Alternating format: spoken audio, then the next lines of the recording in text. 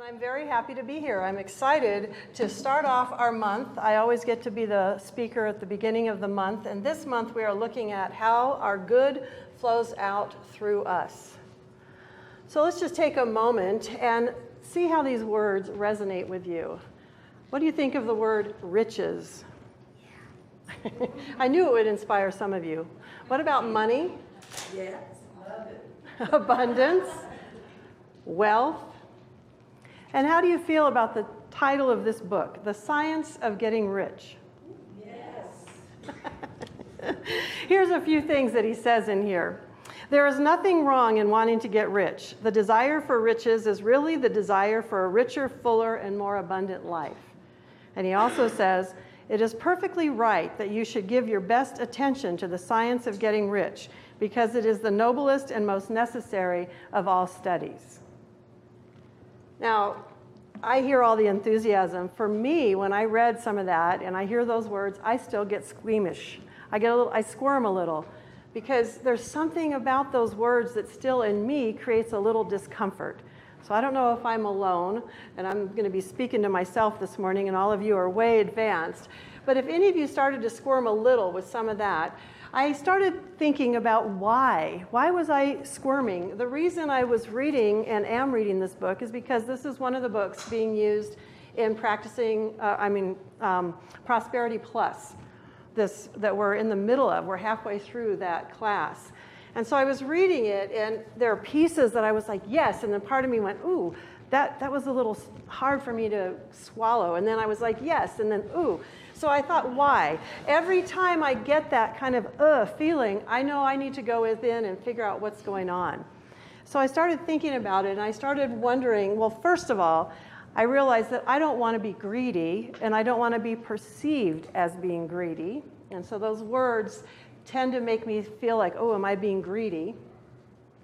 And second of all, I don't want my entire spiritual life to be focused on money and on prosperity of that sort.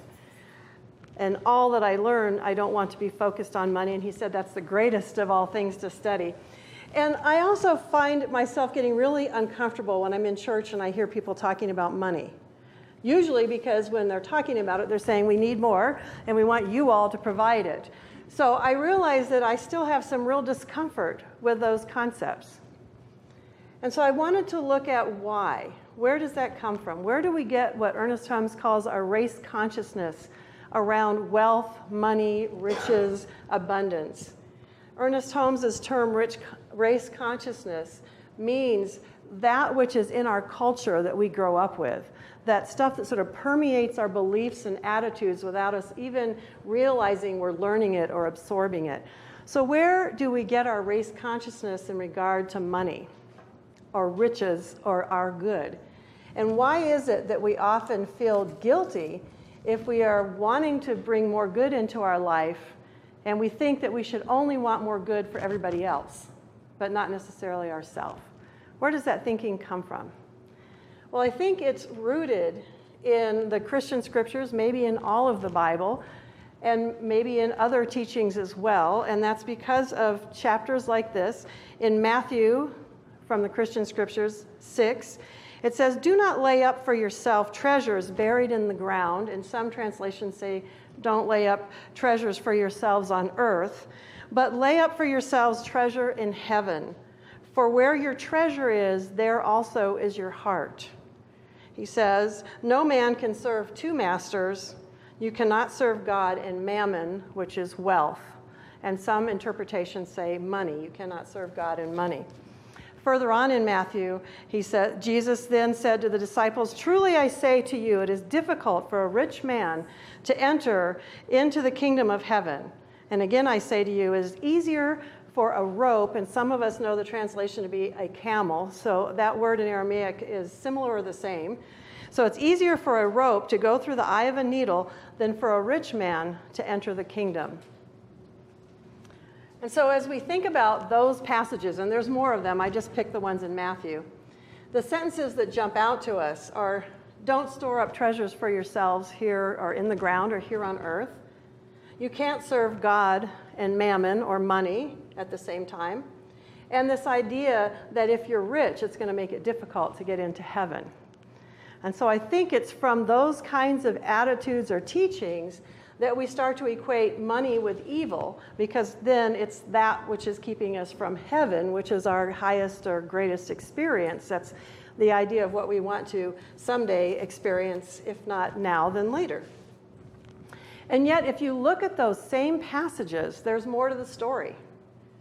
There's more that hasn't been emphasized, or there's more to it that somehow hasn't surfaced in our race consciousness. If we take the one where you cannot serve God and mammon, the next sentence says, "For this reason I say to you, do not worry for your life, what you will eat, what you will drink, nor for your body, what you will wear." And then he goes on to explain how the birds are cared for, the flowers are beautifully dressed. You know, that passage some of you might be familiar with. And he ends, "For worldly people seek after all these things. Your Father in heaven knows that all of these things are also necessary for you. But seek ye first the kingdom of God and his righteousness, and all these things shall be added unto you." So the rest of the story is not that these things are bad or wrong to want, but when we worry, and those passages I didn't read in between, where don't worry about this, don't worry about that. When our focus is on worrying about all of this, as opposed to what I consider the kingdom, seeking the kingdom to me is seeking that expression of God's stuff right here, right now, because Jesus also talked about on earth as it is in heaven. So we start that development of the kingdom right here. And when we focus on that, all the other stuff falls into place. There's also then the guarantee of happiness or heaven that comes from where we put our heart. Where do we put our heart? Where our treasure is, our heart is. So is our heart focused on creating that kingdom, or is our heart focused on the stuff and worrying about the stuff? The other teaching was about the camel getting through the eye of the needle, or the rope getting through the eye of the needle. And the next sentence in that is the rest. When the disciples heard this, they were exceedingly astonished, saying, "Who then can be saved?" Jesus looked at them and said, "For men this is impossible, but for God everything is possible." And in those days, the way they determined whether you were in God's favor was the kind of wealth you had. If you had wealth, it was assumed you were in God's favor. And Jesus was telling them, well, that's not the way it works. And they're like, wait a minute then, how are we going to know who's going to be saved? Or how do we know then that this is what we're supposed to do? And he's basically saying it's not about the riches, it's about letting God do the work. And I interpreted that as I read it even more, that it's impossible for us to get the camel through the eye of the needle or the rope, but with God, all things are possible. So even a rich man could enter heaven with God. Larry's smiling. He's not sure about my interpretation, I can tell. He's thinking. But I thought, okay, the key here, the lesson, is the idea that we need to keep the God presence, those God qualities, in what we're doing as we're seeking our good. So I know it's a little strange for me to be quoting so much of the Bible and to putting so much emphasis on that. You don't usually hear that from me up here. And yet I wanted us to look at where the roots of our race consciousness about wealth, money, and riches comes from. And where it is that we get that dis-ease. And I thought that was interesting because as I wrote it, I was thinking of not feeling easy, dis-ease around money. But is that really a disease in related to money? If we aren't comfortable because we're only focused on part of the story instead of the entire story. And then to realize that where the roots of our dis-ease comes from contains the rest of the story. It has more to the story than what is percolated through our race consciousness and our thinking. So I wanted to look at how the New Thought teachers and thinkers have added to this conversation. And this is a perfect example of why it's considered New Thought. Because the New Thought thinkers were taking the old thought, they're still looking at the Bible, and they're looking at those stories and those teachings, and they're bringing a new emphasis, a new thought about it, a new way of looking at it and bringing those teachings forward along with their own inspiration and their own thought processes. So let's go back to this book, The Science of Getting Rich. This is written by Wallace Wattles. It was written in 1910, and he could be considered a New Thought thinker. And as I pushed myself to read past the discomforting parts, I found a lot of very good messages in here. And at the beginning of chapter 5, he says, "You must get rid of the last vestige of the old idea that there is a deity whose will it is that you should be poor, or whose purposes may be served by keeping you in poverty." And he explains that moving in and through all of us is an intelligent substance.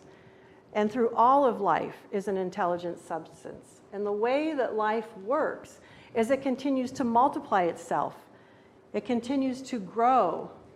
And he gave the example of a seed dropped into the ground springs into activity, and in the act of living produces 100 more seeds. Life by living multiplies itself. And he also gave the examples of when we have knowledge, we want more knowledge. We want to expand. As we start with a little, we want more. And as we have a talent, like we saw in Kobe, we start to see the talent and we want to grow it. We want to see it flourish. That's part of life, is we want to continue to grow or evolve the good that we experience. So he gave some key points that I really liked. The first one I've already mentioned. Get rid of the idea that God wants you to sacrifice yourself for others, that you can secure his favor by doing so. God requires nothing of the kind. And he says, basically, the more that you bring about the best of who you are, the better you can serve others, the greater good that you will do in the world. The second point is that the desire for substance is for all. Its movements must be for more life to all. And he goes on to explain that as we want more, we want it for everyone and everything, not just for ourselves. He says the intelligent substance will make things for you, but it will not take things away from someone else to give them to you. And the third point, you must get rid of the thought of competition. You are to create, not to compete for what is already created. You do not have to take away from anyone. You are to become a creator, not a competitor. I loved that thought. We allow the good to be created through us. We don't have to compete for it.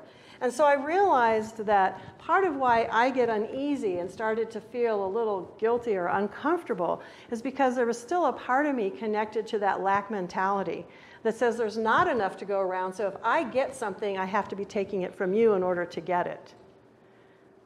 And as we connect with the idea that there's enough everywhere, that everything and everyone is fully supplied, then for me to get my good is not going to take away from you.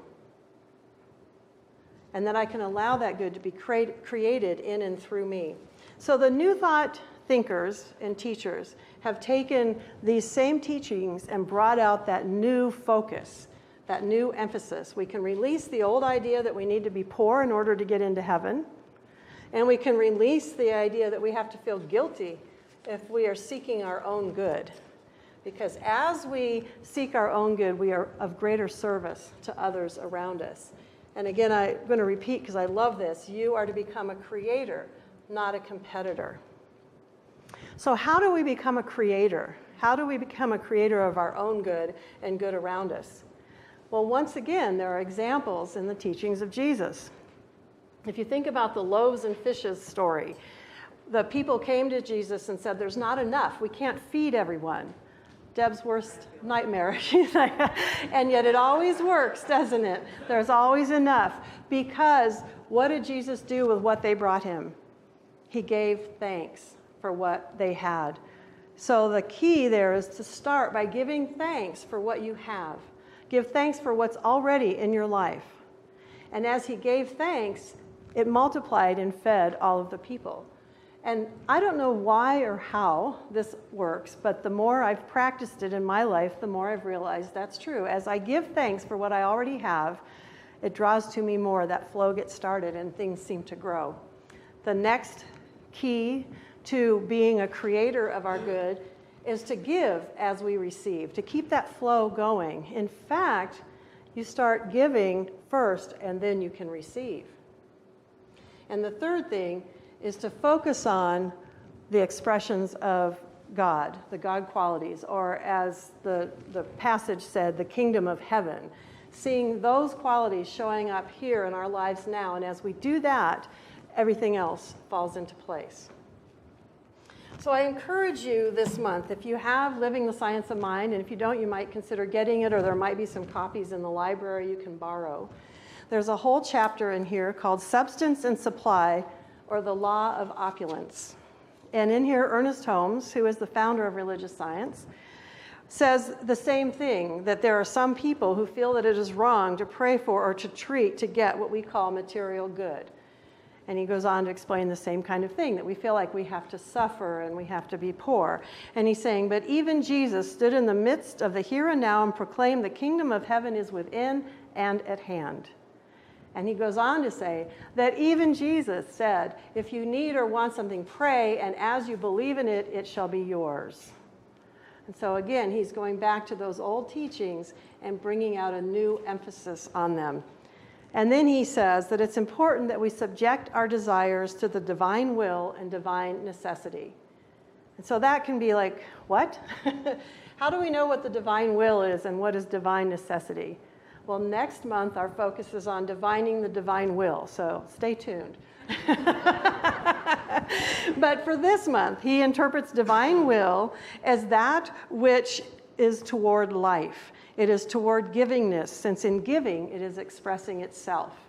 And he also says divine will is that which is harmony, peace, love, goodness, truth, and beauty. The next chapter after this one is called Getting and Giving. So both of these chapters are well worth reading. And the very beginning of the next chapter, he talks about how in order to receive, you have to have already given out more. We can only take in what we can give out.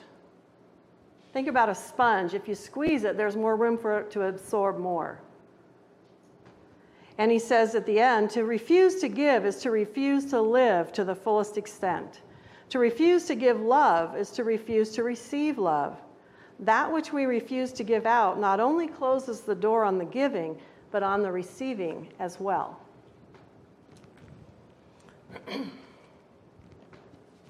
Ernest Holmes has written a lot of things, and he also goes into this in this thing called You. Both of these books are where I suggest if you haven't read Ernest Holmes, you start with them. They're a little easier to read than the Science of Mind text. And in here, he's also talking about how people think that it's not okay to use the divine power for personal use. And yet he explains that we use all kinds of power for our own personal use. So he says, don't hesitate to use this law for any purpose which is constructive. It is no more selfish to use spiritual law for personal purposes than it is to plant a garden for your personal use. Well, now that spoke to me because I love my garden, and I have planted it for my personal use. And of course we share, and the more that shows up in that garden, the more we have to share. So hopefully you've gotten a sense now of where our discomfort with some of these topics might have come from, and also seeing the rest of the story and looking at some of the new thought perspectives can shift us, hopefully a little bit out of feeling guilty, or a lot bit out of feeling guilty, and moving more into openness to the ability and the okayness of receiving, that it is okay to receive our good. So I want to take this thought then one step further. And that is what our topic for this month is, that our good flows out through us. What in the world does that mean? Our good flows out through us. Well, again, if we think about the traditional race consciousness, if I'm good, if I behave myself, I receive my good from the outside. I'm rewarded. Thank you, Skip, for turning on the AC. So if I'm good, I receive my good. That's the traditional thinking. And as we grow up, it's often reinforced for us. If I behave myself, I get things. If I don't, things are withheld from me. And yet once we get older, we start to realize that life doesn't always work that way. We might know, or you might have experienced, being good and not getting what you wanted. Or that person might be this example, a perfect angel on earth, and for some reason they aren't receiving what it is they want. So something else is at work here. Well, first of all, I think sometimes the good is not always easy for us to see. There's another message or another lesson that's going on, but that's also a talk for another day. I want to focus on the other thing that could possibly not be happening there, and that is the giving. The giving piece is really important. In order to receive, the giving has to start the flow. That's how we turn the faucet on. Joel Goldsmith is another New Thought teacher. And in Practicing the Presence, again, he wrote a lot of books, but in Practicing the Presence, I think he says it really well, because we often talk about giving off of the top of what we receive, whether it's income or whatever our good is, we give off of the top. And he refers to it as giving our first fruits. So when we give our first fruits, we are casting our bread upon the waters. And only the bread which we have cast upon the waters can return to us. He says there is nothing in the world that has any way of returning to us except that which we place into the world. The principle is that life is complete within us. We've already been created complete. Life is complete within us. And as we permit that to flow out, it can then flow back to us. God has already planted in us completeness of its own being. The principle of abundance is, to him that hath shall be given. And again, those are words that were attributed to Jesus. And those are words that are rather confusing for a lot of people. Why would somebody who have already be given more? Because of this principle. Because if you already have and you give and you get that flow going, then you are able to receive more. He says basically, as you give out, you're giving something that is already God's that's going in and through you. And that's how we get that flow going. It made me think about a garden hose, because where I went last week, we were in the desert in Arizona, and we kept turning the water on for the animals, but we had about 50 feet of hose that was full of hot, stagnant water. So you sit there and you run all this old stuff out until you finally get that cool, thirst-quenching, clean water. And the same thing happens in our lives. When we turn on that flow, we have to get rid of the old. We have to get some of that stagnant stuff out of the way before the good stuff, the new stuff that can feed us, starts coming through. And so that's true in a lot of different ways. It's true in our thinking, to get out some of that old thinking and make room for the new. And it's true with all the stuff that we've accumulated. We are in a stuff accumulating culture. So as we move some of that stuff through, we make room for new good to show up in our life.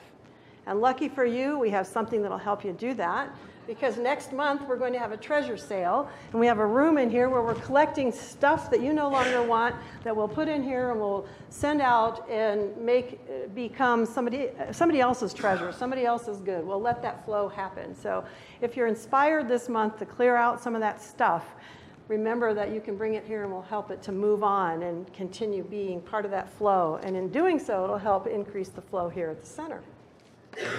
So our divine will, then, is to allow that flow to take place, because that flow creates life.